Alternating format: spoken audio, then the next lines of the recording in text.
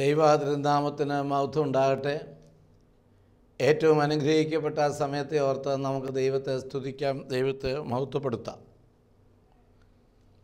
സ്നേഹമുള്ള അനുഗ്രഹിക്കപ്പെട്ട ദൈവമക്കളെ, ദൈവവചനത്തിൻ്റെ വലയത്തിലായിരിക്കാനും ദൈവവചനത്തിൻ്റെ അനുഗ്രഹത്തിൻ്റെ കീഴിൽ ചേർന്നിരിക്കാനും ഒരിക്കൽ കൂടെ സ്വർഗസ്ഥനായ ദൈവം നമ്മെ സഹായിച്ചതിനാൽ നമുക്ക് ദൈവത്തെ അധികമായി സ്തുതിക്കാം. 2 ശമൂവേലിൻ്റെ പുസ്തകം 3-ാം അധ്യായം 33-ാമത്തെ വാക്യം. അവിടെ ദാവീദ് ഒരു വിലാപഗീതം ചെല്ലുന്നതായിട്ടാണ് നാം വായിക്കുന്നത്. അബ്നേറെ, നീ ഒരു നീചനെ പോലെയോ മരിക്കേണ്ടത്? അബ്നേറെ, നീ ഒരു നീചനെ പോലെയോ മരിക്കേണ്ടത്? പ്രാർത്ഥിക്കാം. ഞങ്ങളുടെ കർത്താവും ഞങ്ങളുടെ ദൈവവുമേ, ഞങ്ങൾ നിന്നെ സ്തുതിക്കുന്നു, സ്തോത്രം ചെയ്യുന്നു. കർത്താവേ, ഇന്ന് ഈ സമയത്തിനായി നന്ദിയോടെ സ്തുതിക്കുന്നു. കേൾക്കുന്ന മക്കൾക്കായി നിന്നെ വാഴ്ത്തുന്നു. കർത്താവേ, കേട്ട അനുഗ്രഹം പ്രാപിച്ച് തങ്ങളുടെ ജീവിതത്തിൽ ബാധിച്ചിരിക്കുന്ന നിരാശ, തങ്ങളുടെ ജീവിതത്തിൽ പ്രാർത്ഥിച്ചിരിക്കുന്ന അസ്വസ്ഥതകൾ എല്ലാം നീക്കിക്കളഞ്ഞ് കാർമേഘമൊഴിഞ്ഞ തെളിഞ്ഞ ഒരാകാശം പോലെ ഹൃദയത്തെ തെളിയിക്കണം, ഹൃദയത്തെ നിറയ്ക്കണം, ഹൃദയത്തെ സന്തോഷിപ്പിക്കുമാറാകണമേ എന്ന് ഞങ്ങൾ നിന്നോട് പ്രാർത്ഥിക്കുന്നു. നീ വലിയ ദൈവമാകയാൽ സ്തോത്രം. അനുഗ്രഹിക്കണമേ. എല്ലാം യേശുവിൻ്റെ നാമത്തിൽ തന്നെ. ആമേൻ. അബ്നേറെ, നീ ഒരു നീചനെ പോലെയോ മരിക്കേണ്ടത്? നീതിമാനെ പോലെ മരിക്കണമെന്നാണ് ദൈവം ആഗ്രഹിക്കുന്നത്. മനുഷ്യനൊരിക്കലും മൃഗങ്ങളെപ്പോലെ മരിക്കരുത്. മനുഷ്യനൊരിക്കലും മൃഗീയമായി ജീവിക്കാൻ പാടില്ല. മൃഗീയമായി ജീവിക്കുന്നതിനൊക്കെ മൃഗങ്ങളെപ്പോലെ മരിക്കും. നീചത്വം കാണിക്കുന്നവർ നീചനെപ്പോലെ ഒതുങ്ങുകയാണ് പതിവ്. അതുകൊണ്ടാണ് വളരെ ശക്തമായി ദാവീദ് വിലപിച്ചുകൊണ്ട് പറയുന്നത്, അബ്നേറെ, നീ ഒരു നീചനെപ്പോലെ മരിക്കാൻ പാടില്ലായിരുന്നു. അങ്ങനെ മരിക്കേണ്ട ഒരു വ്യക്തി അല്ല നീ. മറിച്ച് നീ ഒരു ദൈവവൈതലായി ജീവിക്കേണ്ടവനായിരുന്നു. നിനക്കെന്തു പറ്റി? നിൻ്റെ മരണം വേദനാജനകമായി പോയി. അബ്നേറെ, നീ ഒരു നീചനെപ്പോലെ മരിച്ചു എന്ന് ദാവീദ് വിലപിക്കുകയാണ്. അവിടെ വായിക്കുന്നത് ദാവീദ് ഒരു വിലാപഗീതം ചൊല്ലി എന്നാണ്. സ്നേഹമുള്ള അനുഗ്രഹിക്കപ്പെട്ട ദൈവമക്കളെ, എന്തുകൊണ്ടാണ് നമ്മുടെ അബ്നേർ ഒരു നീചനെപ്പോലെ മരിക്കാൻ കാരണം? 2, 3, 4 ചിന്തകൾ ദൈവമക്കളുടെ ഹൃദയത്തിലേക്ക് വയ്ക്കുവാൻ ഞാൻ ആഗ്രഹിക്കുന്നു. വളരെ സുപരിചിതമായൊരു ചിന്തയാണ്, വളരെ കേട്ടിട്ടുള്ളൊരു ചിന്തയാണ്. ദൈവമക്കൾ പഠിച്ചിട്ടുള്ള ഒരാലോചനയാണ് ഇത്. എന്തുകൊണ്ടാണ് ഒരു നീചനെപ്പോലെ അബ്നേർ മരിക്കേണ്ടതായിട്ട് വന്നത്? സാഹചര്യം ദൈവമക്കൾക്കറിയാം. യഹോവയായിരിക്കുന്ന ദൈവം ഇസ്രയേലിൻ്റെ രാജാവായി ദാവീദിനെ അഭിഷേകം ചെയ്യുകയാണ്. ദാവീദ് അഭിഷിക്തനായി കഴിയുകയാണ്. ദാവീദിനെ ദൈവത്തിൻ്റെ പദ്ധതി അനുസരിച്ച്, ദൈവത്തിൻ്റെ പ്ലാൻ അനുസരിച്ച് ദാവീദിനെ രാജാവായി വാഴിക്കുന്നു. എന്നാൽ താഴോട്ട് വായിക്കുമ്പോൾ നാം കാണുന്നത് ദാവീദിന് ബദലായി മറ്റൊരു രാജാവായിരിക്കുന്ന, അഥവാ ശൗലിൻ്റെ മറ്റൊരു മകനായിരിക്കുന്ന ഈശ്ബോശത്തിനെ അബ്നേർ തൻ്റെ സ്വന്തം കാര്യങ്ങൾ നടക്കേണ്ടതിനായി, സ്വയം താല്പര്യങ്ങൾക്കായി, തൻ്റേതായിരിക്കുന്ന ചില അജണ്ടകൾ നടപ്പാക്കാൻ വേണ്ടി ദാവീദിന് ബദലായി മറ്റൊരു കുട്ടി രാജാവിനെ, ഈശ്ബോശത്തിനെ ശൗൽ അഭിഷേകം ചെയ്യുകയാണ്. ശൗൽ ഈശ്ബോശത്തിനെ അഭിഷേകം ചെയ്തു. അല്പം കാലങ്ങൾ മാറിക്കഴിഞ്ഞപ്പോൾ ശൗലിൻ്റെ ജീവിതത്തിൽ ഒരു രഹസ്യ പാപം, ഒരു ബലഹീനത ഈശ്ബോശത്ത് കണ്ടുപിടിച്ചു. മറ്റൊന്നുമല്ല, അബ്നേറിന് ശൗലിൻ്റെ വെപ്പാട്ടിയിൽ ഒരു രഹസ്യ ബന്ധമുണ്ടായിരുന്നു. ഈ സത്യം ഈശ്ബോശത്ത് കണ്ടുപിടിക്കുകയും ശാസിക്കുകയും ചെയ്യുന്നു.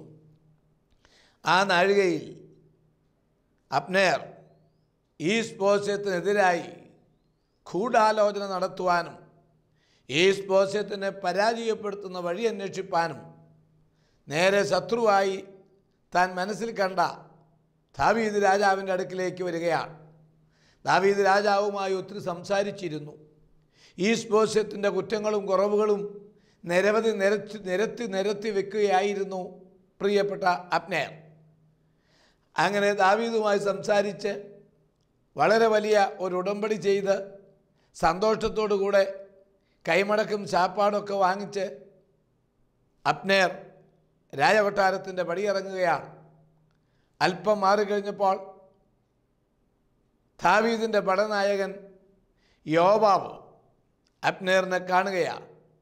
സത്യത്തിൽ അബ്നേറിനെ കണ്ടപ്പോൾ യോവാബിൻ്റെ ഹൃദയം ദേഷ്യം കൊണ്ട് തുടിക്കുകയാണ്.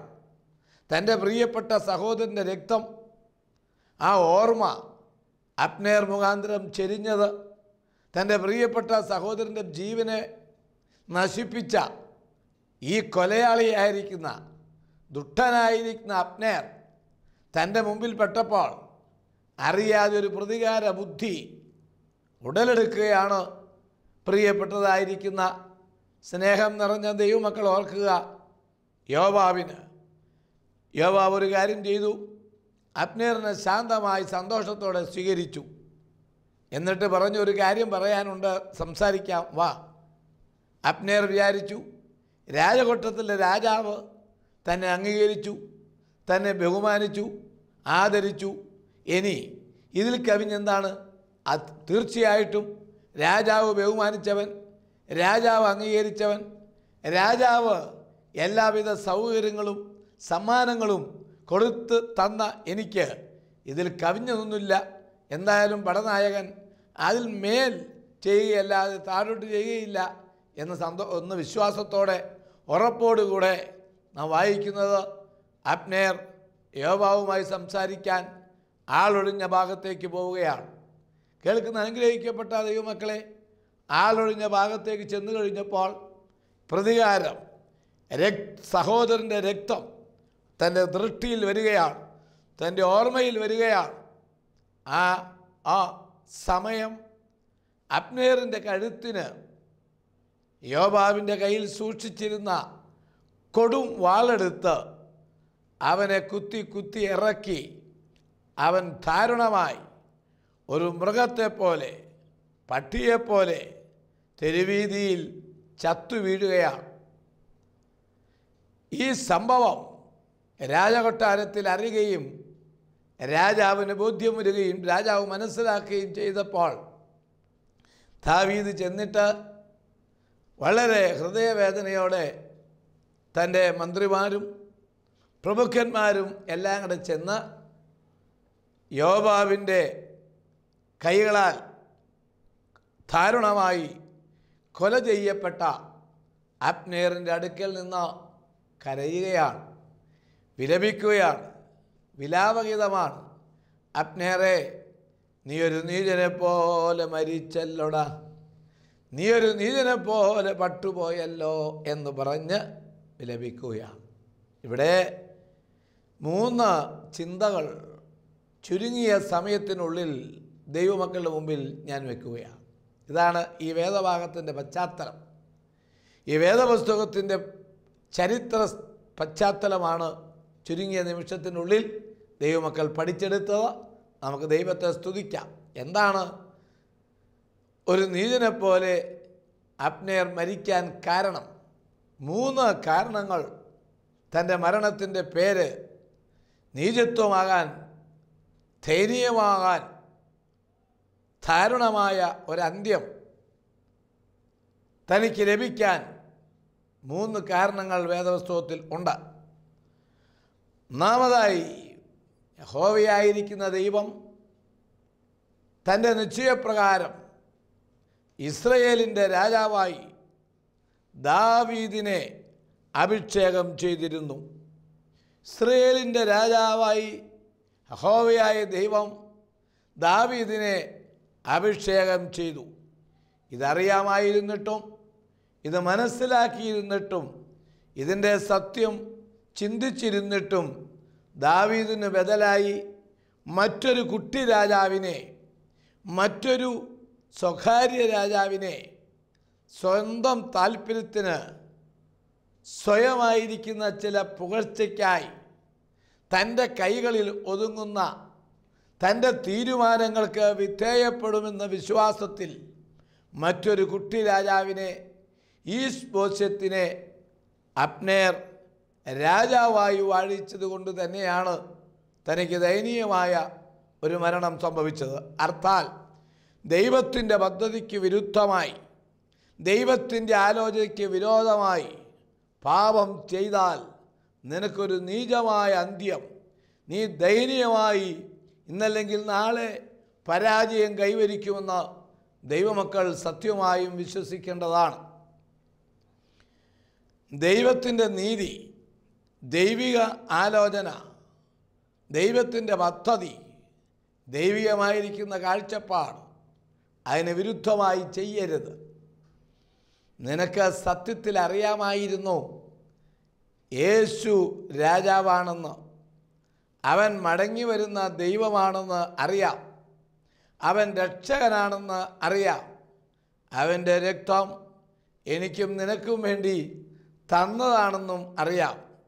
എന്നിട്ടും യേശുവിനേക്കാൾ അധികം കർത്താവിന് ബദലായി മദ്യത്തെയും മയക്കുമരുന്നിനെയും നീ സ്നേഹിച്ചാൽ നീ നീചനെപ്പോലെ പരാജയപ്പെടും, നീ ദയനീയമായി തോറ്റുപോകും. വളരെ വ്യക്തമായി ഞാൻ പറയട്ടെ, സുവിശേഷം മുഖാന്തരം, ദൃശ്യമാധ്യമങ്ങൾ മുഖാന്തരം യേശു രാജാവാണെന്നറിയാം, മറ്റൊരുത്തനിലും രക്ഷയില്ല എന്ന സത്യവും അറിയാം. കേട്ടിട്ടുണ്ട്, അറിഞ്ഞിട്ടുണ്ട്, മനസ്സിലാക്കിയിട്ടുണ്ട്. ചെറുപ്പം മുതൽ പിതാക്കന്മാർ, പൂർവികന്മാർ, ദേവാലയത്തിലെ പുരോഹിതന്മാർ, ദൈവവചന ശുശ്രൂഷ നടത്തുന്ന ദൈവമക്കൾ, ഈ വക ദൃശ്യമാധ്യമങ്ങൾ എല്ലാം യേശുക്രിസ്തുവിനെക്കുറിച്ച് വ്യക്തമായി നിനക്ക് ആലോചന തന്നിട്ടും, നിന്നെ രക്ഷിച്ചത് അവനാണെന്നറിഞ്ഞിട്ടും, നിന്നെ രക്ഷിച്ചത് നിൻ്റെ പിതൃപാരമ്പര്യത്തിൽ നിന്നും, നിന്നെ വീണ്ടെടുത്തത് പൊന്നുകൊണ്ടല്ല, വെള്ളി കൊണ്ടല്ല, നശിച്ചു പോകുന്ന ഒരു വസ്തുക്കളെ കൊണ്ടുമല്ല, മറിച്ച് ക്രിസ്തു എന്ന കുഞ്ഞാടിൻ്റെ വിലയേറിയ രക്തം കൊണ്ട് നീ വീണ്ടെടുക്കപ്പെട്ടതാണെന്ന് നിൻ്റെ ഹൃദയത്തിൽ നിനക്ക് ബോധ്യമുണ്ടായിരുന്നിട്ടും ദൈവത്തെ മാറ്റി നിർത്തി, ദൈവത്തിന് ബദലായി, ദൈവിക ആലോചനയ്ക്ക് വിരോധമായി, ദൈവിക ചിന്തയ്ക്ക് അപ്പുറത്തായി, നിൻ്റെ ചില ജഡത്തിൻ്റെ മോഹങ്ങളുടെ പൂർത്തീകരണത്തിനായി, സ്വകാര്യ താല്പര്യങ്ങൾക്കായി, വ്യക്തി സംരക്ഷണത്തിനായി നീ ദൈവത്തെക്കാൾ അധികം യേശു ക്രിസ്തുവിനേക്ക് ബദലായി, ദൈവിക ആലോചനയ്ക്ക് വിരുദ്ധമായി ജീവിതം കെട്ടിപ്പടുത്തത് കൊണ്ട് തന്നെ പലപ്പോഴും നാം ദയനീയമായി പരാജയപ്പെടുന്നു. ഒത്തിരി വീടുകളിൽ പ്രിയപ്പെട്ട ദൈവമക്കളെ ഇന്ന് വിഷയങ്ങളുണ്ട്, ഒത്തിരി കുടുംബങ്ങളിൽ ഇന്ന് അസ്വസ്ഥതയുണ്ട്, ഒത്തിരി വ്യക്തി ജീവിതം താഴെയാകുന്നു. ഓരോ ദിവസം ചെല്ലുന്തോറും കുടുംബങ്ങളിൽ അസ്വസ്ഥതകൾ വർദ്ധിച്ചു വരുന്നു. മക്കളുടെ ജീവിതശൈലി അമ്പയെ പരാജയപ്പെട്ടു പോകുന്നു. കുഞ്ഞുങ്ങളൊക്കെ മയക്കുമരുന്നിന് അടിമയാകുന്നു. തിരിച്ചറിവാകുമ്പോഴേക്കും അവർ മയക്കുമരുന്നിൻ്റെ ഇരകളായിത്തീരുന്നു. എവിടെയാണ് വിഷയം? എന്താണ് വിഷയം? പ്രിയപ്പെട്ട ദൈവമക്കളെ, ഉറക്കെ ചിന്തിക്കുക. ഈ കാലഘട്ടങ്ങൾ ഉറക്കെ ചിന്തിക്കുക. കർത്താവായിരിക്കുന്ന യേശു ക്രിസ്തുവിൻ്റെ ബദലായി നിൻ്റെ ജീവിതത്തിലൊന്നും ഉണ്ടാകരുത്. എല്ലാം ദൈവത്തിന് കീഴ്പ്പെടുക, എല്ലാം ദൈവത്തിന് വിധേയമായി പെരുമാറുക. ഞാനും എൻ്റെ കുടുംബവുമോ ഞങ്ങൾ യഹോവയെ സേവിക്കുമെന്ന് മക്കളോടൊപ്പം ഒരു തീരുമാനമെടുക്കുക. പ്രഭാതത്തിൽ എഴുന്നേറ്റ് മക്കളെ മടിയിലിരുത്തി കുഞ്ഞായിരിക്കുമ്പോൾ മുതൽ പ്രാർത്ഥിക്കുക. പ്രായമാകുമ്പോഴും അവർ വിട്ടുപോകാതിരിക്കും. വളരെ ശ്രദ്ധിക്കുക. ഒന്നാമത്, അബ്നേർ ഒരു നീചനെ പോലെ മരിക്കാൻ കാരണം ദൈവം ഇസ്രയേലിൻ്റെ രാജാവായി ദാവീദിനെ അഭിഷേകം ചെയ്തു എന്നറിയാമായിരുന്നിട്ടും ആ ദാവീദിന് ബദലായി, ആ ദൈവത്തിൻ്റെ തീരുമാനത്തിന് ബദലായി സ്വന്തം താല്പര്യത്തിന് വേണ്ടി മറ്റൊരു രാജാവിനെ വാഴിച്ചത് കൊണ്ട് തന്നെ, ദൈവിക പദ്ധതിക്ക് തുരങ്കം വെച്ചതുകൊണ്ട് തന്നെ, ദൈവത്തിൻ്റെ ആലോചനയ്ക്ക് വിരുദ്ധമായി പ്രവർത്തിച്ചതുകൊണ്ട് തന്നെ ദയനീയമായൊരു പരാജയം സ്വയം ഏറ്റുവാങ്ങേണ്ട വന്നു. ഓരോ ദൈവമക്കളും ചെയ്യുന്ന ഓരോ പ്രവൃത്തിയും ത്രാസിൽ തൂക്കി നോക്കുക. ഇത് ദൈവത്തിന് വിരുദ്ധമാണോ? ഇത് ദൈവിക പദ്ധതിക്ക് വിഷയമാണോ? ഇതെൻ്റെ മനസ്സാക്ഷിക്കുത്ത് ഉളവാക്കുന്ന ഒരു വസ്തുതയാണോ? എനിക്കിത് ചെയ്യാൻ കഴിയുമോ? ഞാനിത് ചെയ്യേണ്ടിയിരിക്കുന്നുവോ? ചിന്തിക്കുക. രണ്ടാമത്, എന്തുകൊണ്ടാണ് അബ്നേർ ഒരു നീചനെ പോലെ മരിക്കേണ്ടതായിട്ട് വന്നത്? അവിടെ 34-ാമത്തെ വാക്യം 3:34 യഹോവയായിരിക്കുന്ന ദൈവം കൊടുത്ത അനുഗ്രഹത്തെ മറികടക്കുന്നതായി കാണുകയാണ്. അവിടെ ദാവീദ് വീണ്ടും കരഞ്ഞു പറയുന്നത്, ഏ അബ്നേറേ, നിൻ്റെ കൈ ബന്ധിച്ചിരുന്നില്ല, നിൻ്റെ കാലിന് ചങ്ങലയും ഉണ്ടായിരുന്നില്ല. നീതി കെട്ടവരുടെ മുമ്പിൽ ഒരു നീചനെ പോലെ നീ പട്ടുപോയല്ലോ എന്ന് വീണ്ടും പൊട്ടിക്കരയുകയാണ്. ഒത്തിരി മർമ്മങ്ങൾ അവിടെ ഉണ്ട്. പ്രിയപ്പെട്ട അബ്നേറിൻ്റെ കൈകാലുകൾ ബന്ധിച്ചിരുന്നില്ല, അവൻ്റെ കാലിന് ചങ്ങലയുണ്ടായിരുന്നില്ല. അവൻ മരിച്ചു കിടന്നത്, അവൻ്റെ അന്ത്യം സംഭവിച്ചത് ഹെബ്രോൻ എന്ന സങ്കേത പട്ടണത്തിൻ്റെ അടുത്താണ്. സങ്കേത പട്ടണത്തിൻ്റെ വ്യവസ്ഥകൾ യോശുവായുടെ പുസ്തകം 7-ാം അധ്യായം മുതൽ വായിക്കുമ്പോൾ സങ്കേത പട്ടണങ്ങൾ എന്താണ്, അതിൻ്റെ വ്യവസ്ഥകൾ എന്താണ് എന്നവിടെ കൊടുത്തിട്ടുണ്ട്. അബദ്ധവശാൽ കൈപ്പിഴ പറ്റി ഒരുത്തനെ കൊന്നുപോയാൽ ഓടിപ്പോയി ഒളിച്ചിരിക്കേണ്ടതിന് യഹോവയായ ദൈവം ഇസ്രയേൽ മക്കൾക്ക് നിയമിച്ചാക്കിയ 6 സങ്കേത പട്ടണങ്ങൾ ഉണ്ടായിരുന്നു. പല്ലിന് പകരം പല്ല്, കണ്ണിന് പകരം കണ്ണ് എന്ന ഒരു നിയമങ്ങൾ ഇസ്രയേലിൽ ഉണ്ടായിരുന്നു പഴയ കാലത്ത്. ഒരാളെ കൊന്നുപോയാൽ ആ കൊന്നവനെ വേണമെങ്കിൽ മരിച്ചവൻ്റെ ബന്ധുക്കൾക്ക് കൊല്ലാം, അതിന് നിയമ തടസ്സങ്ങളില്ല. അങ്ങനെ ഒരു കാലമുണ്ടായിരുന്നു. എന്നാൽ കൈപ്പിഴ പറ്റി അബദ്ധവശാൽ ഒരബദ്ധം പറ്റിയാൽ ഈ കൊന്ന വ്യക്തിക്ക് ഓടി ഒളിച്ചിരിക്കാൻ യഹോവയായ ദൈവം ഒരു സങ്കേത പട്ടണം കൊടുത്തിരുന്നു. ആ പട്ടണത്തിൽ പ്രവേശിച്ച് കഴിഞ്ഞാൽ പിന്നെ ശത്രുക്കൾക്ക് അവനെ തൊടാൻ അവകാശം ഇല്ല. രാജാവ് അവനെക്കുറിച്ച് വിധി എഴുതി അവൻ്റെ ജീവിതത്തിൽ സംഭവിച്ച പിഴവ് മനസ്സിലാക്കി രാജാവിൻ്റെ തീരുമാനം വരുന്നത് വരെ അവനവിടെ കഴിയാം. അതല്ല എങ്കിൽ ആ കാലത്ത് ജീവിച്ചിരിക്കുന്ന മഹാപുരോഹിതൻ്റെ കാലഘട്ടം വരെയും അവനവിടെ കഴിഞ്ഞുകൂടാ. ഇങ്ങനെയൊക്കെയുള്ള നിയമമാണ് സങ്കേത പട്ടണത്തിനുള്ളത്. അങ്ങനെയുള്ള ഒരു സങ്കേത പട്ടണത്തിൻ്റെ പേരാണ് എബ്രോൻ. ഈ എബ്രോൻ എന്ന സങ്കേത പട്ടണത്തിൻ്റെ തൊട്ടടുത്താണ് നമ്മുടെ പ്രിയപ്പെട്ടതായ അബ്നേർ മരിച്ചു കിടക്കുന്നത്. ഒരു ചാട്ടം കൂടി ചാടിയെങ്കിൽ, ഒരു കാലും കട എടുത്ത് അകത്തേക്ക് വെച്ചിരുന്നുവെങ്കിൽ, ഒരു മുഴം ചാടി നീങ്ങിയിരുന്നെങ്കിൽ അവന് മരിക്കേണ്ടതായിട്ട് വരത്തില്ല. അപ്പോൾ സങ്കേത പട്ടണം അടുത്തുണ്ടായിരുന്നിട്ടും അതിനകത്ത് പ്രവേശിക്കാത്തത് കൊണ്ടാണ് അബ്നേർ മരിക്കേണ്ടതായിട്ട് വന്നത്.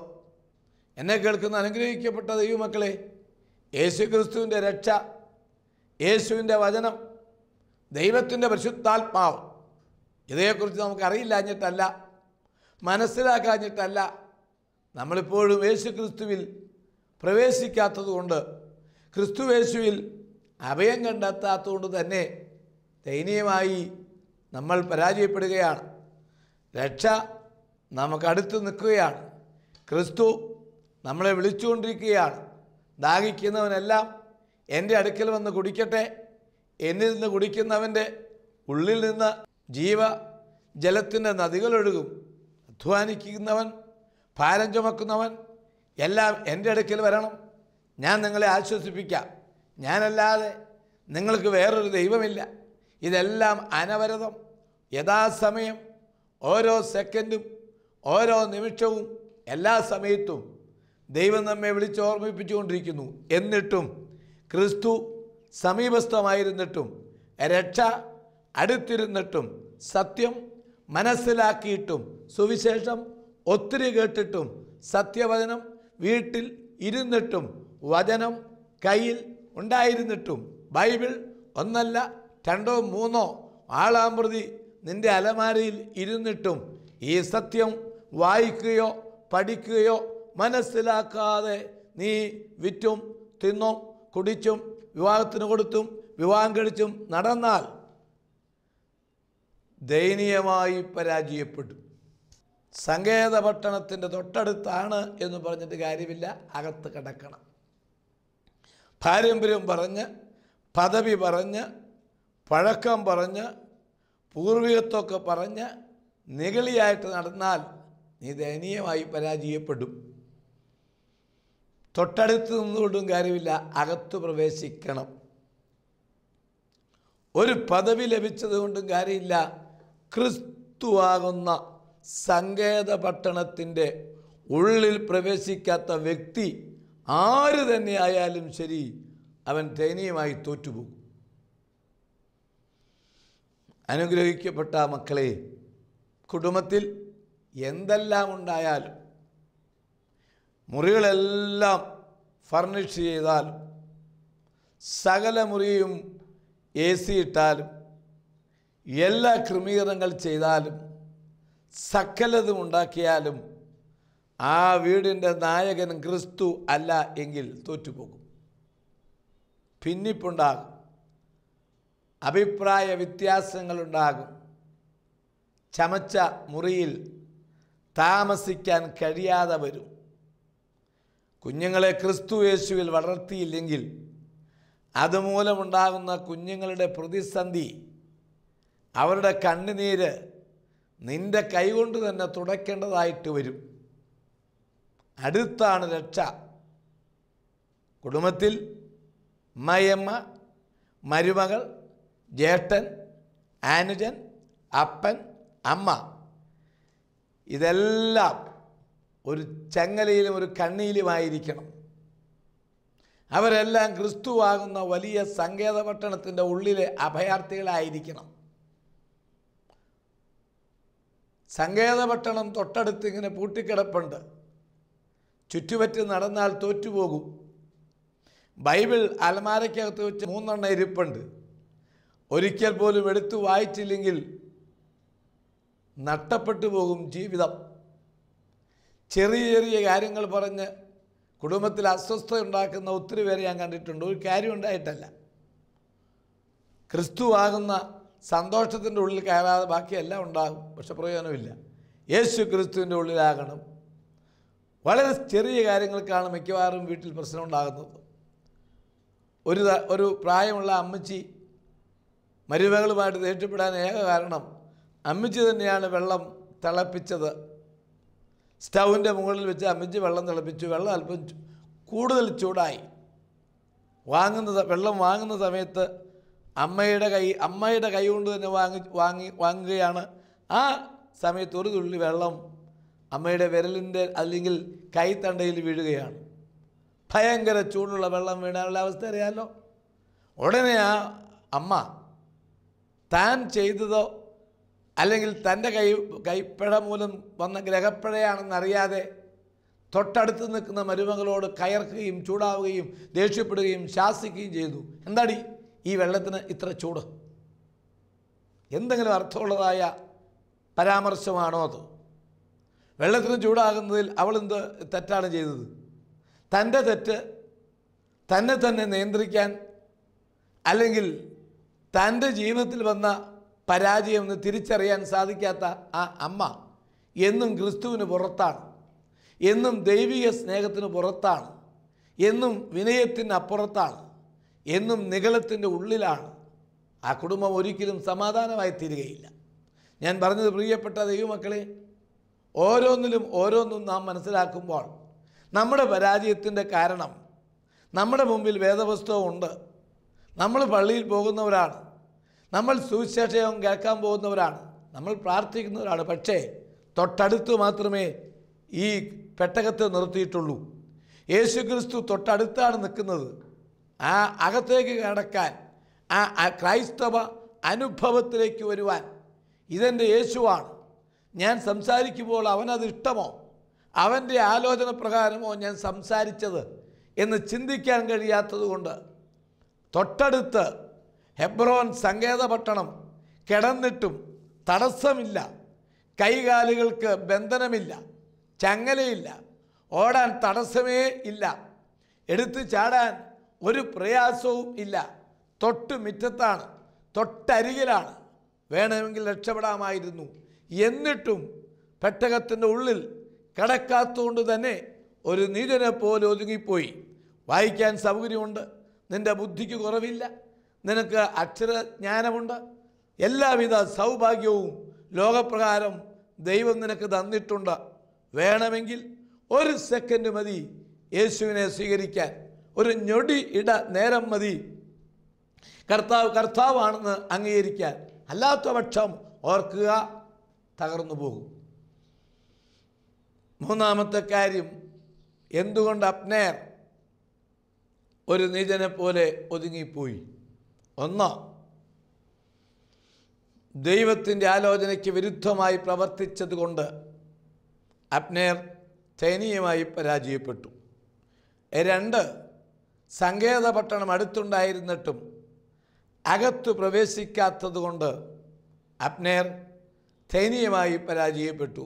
3, ദാവീദിൻ്റെ അടുക്കൽ അബ്നേർ ഒത്തിരി സമയം ചെലവഴിച്ചിരുന്നു.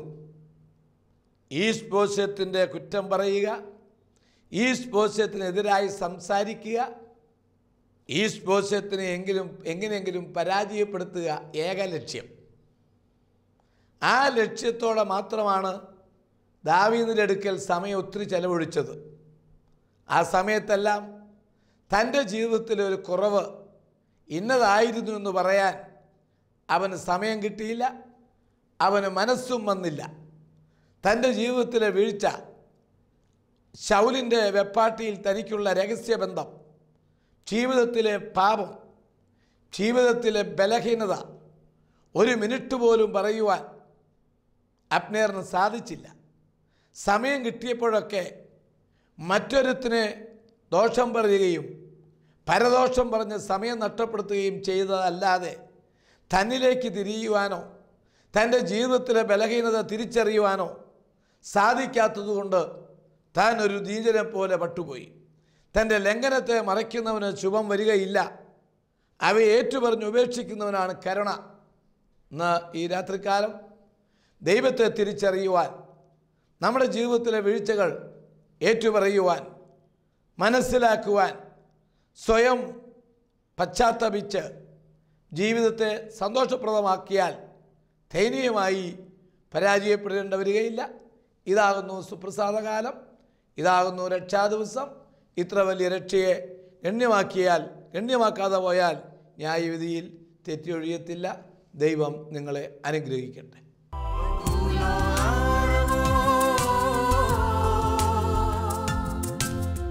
But